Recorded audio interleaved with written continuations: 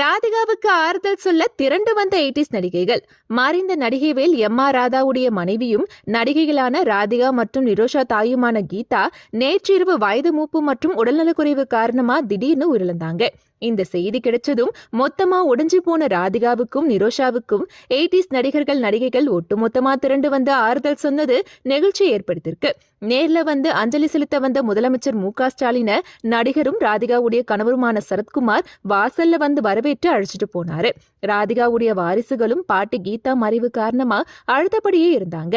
அதே மாதிரி பழம்பெரும் நடிகர் சிவகுமார், அவருடைய மனைவி லக்ஷ்மி, பழம்பெரும் நடிகை லதா, நிழல்கள் ரவி, K.S. ரவிக்குமார், பிரபு, சசிகலா, 80s நடிகைகள் ஸ்ரீபிரியா, பூர்ணிமா, சோபனா, கீதா, ரேகா, மீனா, நளினி, அனுமோகன் உள்ளிட்ட அனைவரும் நேர்ல வந்து ராதிகாவுக்கும் நிரோஷாவுக்கும் ஆறுதல் சொன்னாங்க. இதுல ராதிகா சிவகுமாரை கட்டிப்பிடிச்சு அழுததும், எல்லா நடிகைகளும் நிரோஷாவை கட்டிப்பிடிச்சு ஆறுதல் சொன்னதும்